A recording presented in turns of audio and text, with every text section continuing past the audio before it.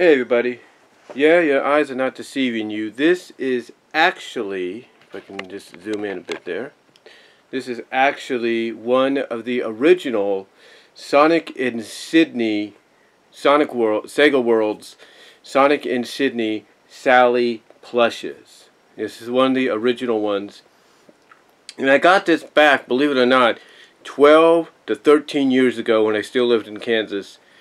I paid about $250 for this on eBay.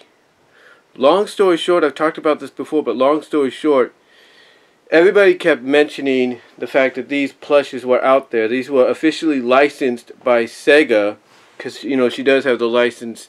I'll show you that the tag in a moment. But she does have the official license by Sega. And the plush came in a variety of sizes. You had a small plush, you had of course you had this size, and then you had the larger size. The larger size, I would say, isn't like this, isn't like the Sonic here. I say the large one is kind of like, I don't even know if you can see it in the background there. Basically it was a lot larger, I'll put it that way. It was like, I'd say you take two Sonics and you take Sonic and Judy, and I think that's what it was. It's about that size. You put like Judy halfway behind Sonic here, and that's how big the other Sally plush was. But yeah, I paid about $250 off eBay for this, and I read about this at some of the forums, message boards, and websites, and I decided, you know, just out of curiosity one day, just to look it up, and surprise, surprise, it was on there, and it was a recent, if not about to close, eBay auction. So I had the money at the time. I was working steady. I was kind of working steadily a little bit. I was on and off with my work, so I was kind of working steadily. I think this was at a time when I just started working at the Walmart in Lawrence, Kansas. So anyway, long story short, I had the day off the next day. And I basically got on eBay, and I put my bid in, and I kept doing it, you know, kept checking, and lo and behold, at the end of the bid, I ended up becoming the winner. I ended up winning the auction, if you will, and winning the Sally plush. And again, I had the money at the time. I think God basically provided me with this opportunity. I think God realized that at the time I had gone through a lot, you know, because, you know, previous, if not recently, not that long before, I had come back out here to California for my birthday, and unfortunately, as I've mentioned before, I ended up attending my grandpa's funeral, who passed away on my birthday. So I ended up coming back, getting a job at Walmart, almost about a few weeks after I returned. And I started working, making the goal to come out here. And at the time, I had the money to kind of splurge a little bit. And like I said, I saw her on eBay, and I said, you know, I'm going to get her. I bid, and I finally did get her. So yeah, I ended up getting Sally here for $250. Because the one thing about the Sally plushes that doesn't get discussed a lot when people, you know, mention them, or it does get discussed a lot, but not as much anymore, is the fact that these were very, like I said earlier, very rare collectible plushes, you know, dolls, whatever you want to call them, because never once in our neck of the woods, the United States or anywhere, did you have anything that was non-Sonic game related when it came to merchandise.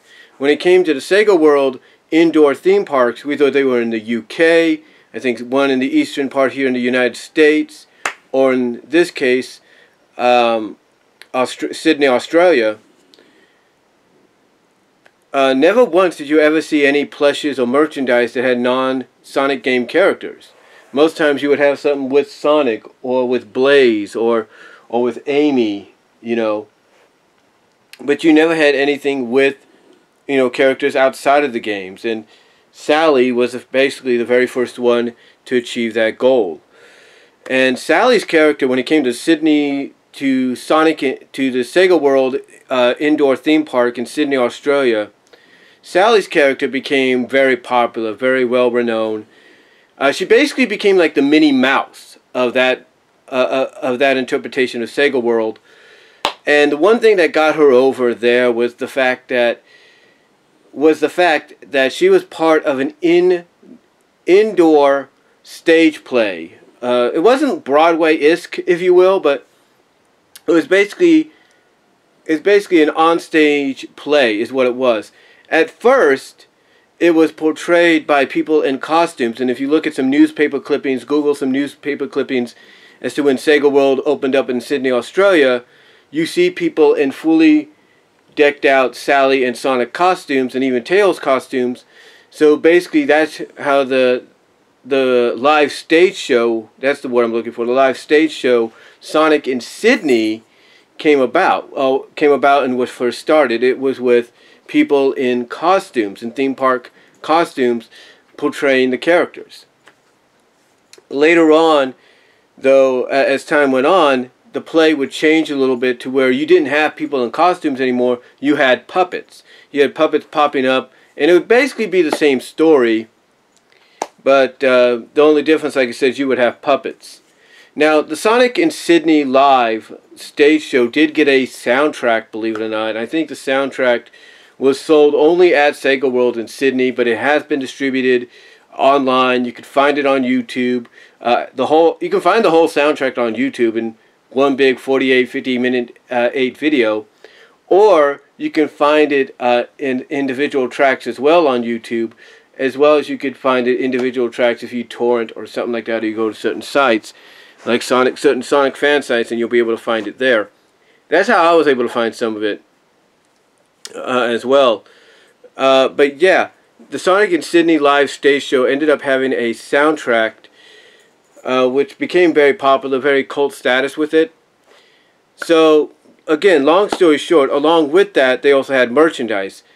Of not just Sonic, Tails, and Robotnik styled after the Adventures Robotnik, but they also had Sally. They had Sally mugs, sippies, buttons, clothing. They had overalls for girls, and I think women with Sally on it. They had shirts, I think, with all the characters in the live stage show. I think even when you entered into the Sonic portion of SEGAWORLD, where Sonic in Sydney was being portrayed, and I think I saw this on YouTube, when you went into the room where the play was being done, on top of the entranceway, you would see the characters of Sonic, Sally, Tails, and Robotnik. So, anyway, like I said, along with that, like I said, other merchandise has been out there. You know, Sally mugs, Sally sippies, sippy cups, if you will, overalls, and other pieces of clothing, merchandise with her face on it, and all that. And then, of course, the plushes. Now, you also had puppet plushes, which are kind of similar to how the latter portion of Sonic in Sydney live stage show was done. So you also had those available. But the ones that became very popular were the plushes like this one. The small, the medium, and of course the large. And these are the only ones, as we know of, that have the official Sega license. As a matter of fact, I can show you right here. I don't know if you can read that. So you can focus in.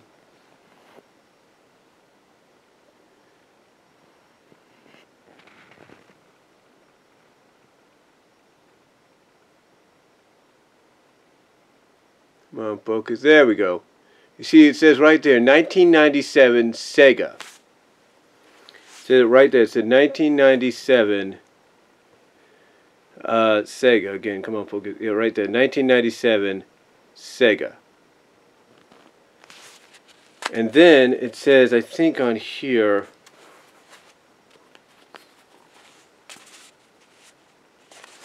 I think it just gives information about not washing or something. I don't know.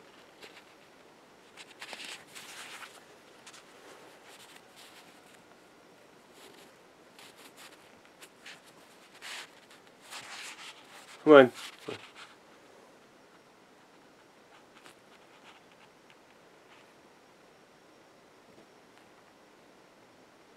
Something like that.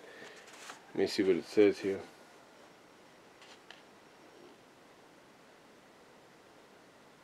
Yeah. But yeah, she's actually, like I said, an official Sega product, and you saw it right there. And the one thing about the plush is they kept it up to date with what was going on here in the States. You know, like with the vest, of course, and everything. So that was pretty cool. Now, unfortunately, when they did the live stage show, they couldn't get, you know, Katsushi to do the voices out. They had to get somebody else. I can't think of who that was.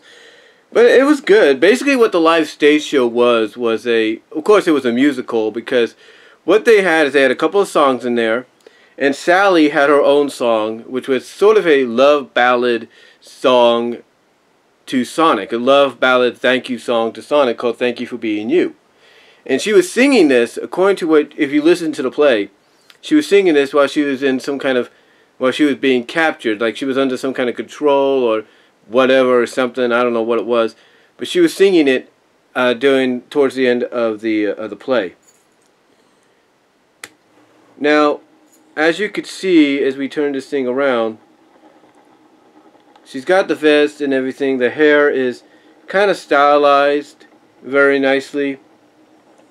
You know, like I say, you got the vest and everything, so it's pretty nice. And she's falling over here. But as you can see, you've got the vest and everything. And if we stand her up, you can see she's got a tail and everything. And she's got her boots, kind of shoe-wise, so that's pretty nice. Very character accurate in a sense, in my opinion. And she's, again, falling over there. But very character accurate. Let's see if I can stop this here for a second. There we go. But like I said, she's very I'll put it this way. For official licensed plush, she's very show accurate and comic book accurate, or the closest you're going to get. I know other people out there will create their own plushes and make it more show accurate, but this is probably the closest you're going to get to basically an officially licensed product by Sega. Now, what's funny, and I stick by my word when I say this, you saw the tag said copyright trademark 1997 Sega, right? That year, 1997, was the year that Ken Penders, who used to be one of the head writers of the Sonic comic books when it was under the Archie Comics license, that is, distributed or wrote and distributed his Endgame story arc from issues 47 to 50. Now, originally in Endgame, Sally was supposed to die.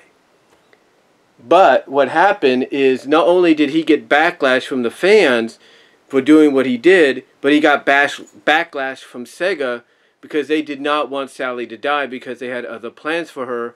And as we saw, like I said, with the tag, those plans obviously involved her involvement with the Sega World theme park in Sydney, Australia. That's the only thing I can think of. But yeah, Ken Penders originally pitched for her to pass away, die during a mission.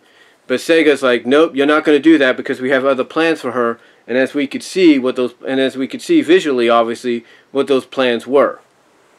So overall, though, I'm glad Sega at that time intervened and said, no, Ken, you're not doing that, along with the fans' backlash. So I'm glad that was avoided, because apparently, like I said, you could tell what plans they had for Sally that they were talking about. So yeah, I think the story Endgame was good, but I think the timing to take a character like Sally and say, nope, you're done, was not good. I mean, I'll say this, I never thought I'd say this, but I think when Ian Flynn started Sally's path as Mecha Sally, even though the original plan was to go a different route to restore her, I think Ian Flynn's plans to go with the Mecha Sally route on her was better timed than what Ken was doing with Endgame. So, yeah. Overall, besides that, the plush is worth getting. I had to wait, I think, about a week or two. It actually came a lot faster than I thought. So I was actually happy to get it. I did do a video on one of my original channels, my channel before this. On the channel I had before this, that I had created in December of 06 and existed to about June 4th, 08. So I actually did a video there, but that's gone now, so that's why I'm kind of doing this. So not only giving you a review and overview and thoughts on the plush, but also to show you that I actually have this, and I'm very fortunate to get it. I'm very fortunate to have gotten it, I should say, about 13 to 12 years ago. And in case anybody's wondering, I've had people ask me this. No, she is not for sale. I spent $250 on her. There's no way I'm going to sell a $250 purchase like this because people want their own version. If you're lucky enough, you can try to find her another one on eBay. I'm sure there are some out there. But no, she is not for sale. But anyway, I just thought I'd take this time, give you guys a bit of a review, overview, more updated, if you will, of my Princess Sally plush, the SEGAWORLD old Sonic and Sydney Live, or Sonic and Sydney Live, officially licensed Sega plush of Princess Sally. So that's all, guys, I want to say. Give me your thoughts down below, what you think about it, what your thoughts on what I had to say here. And let me know if maybe you guys have gotten your own Sally plushes. And that's all I'm going to say, guys. But let me know what your thoughts are down below. Comment if you like. I'll talk to you all later.